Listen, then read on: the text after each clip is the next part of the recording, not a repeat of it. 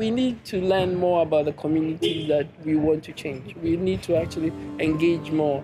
And I think that this winter and summer schools have been very useful, especially with the level of engagement that we are. It's humbling as a researcher, because often than not, we are quick to assume, we are quick to draw conclusions based on what we see. But sometimes what we see might not always reflect the actuals.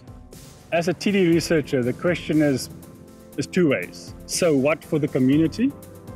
Can this research that we do actually make a contribution to the social change that they want to undertake, on the one hand? On the other hand, so what from an academic point of view? So in TD research, we are saying it's critically important to come up with producing, or rather co-producing, new knowledge. But the starting point of that is to come up with new research questions. In traditional disciplinary research, research questions and problem statements are normally generated by looking at the literature.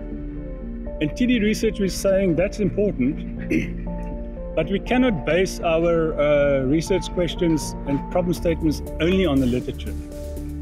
We actually have to build it on what people are experiencing in real life. The Sensemaker approach helps us in doing TD research in this way by working with multiple different and differing stories and looking at the patterns that emerge from that. It helps us to actually generate new research questions, not just based on the literature, but also based on what people are actually telling us.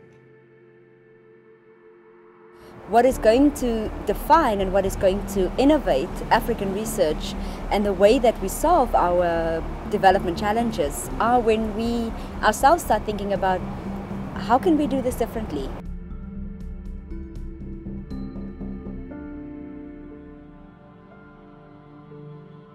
On the personal level, I think that it's fantastic to have this practitioner academic kind of engagement where each other sees opportunity in the operations and activities of the other.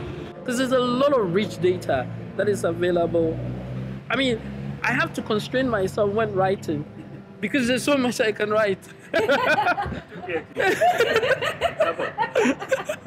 I mean, in 12 months, I have so much data that could help me. I mean, currently I can write almost about 4 chapters of my PhD, which I think is amazing, right?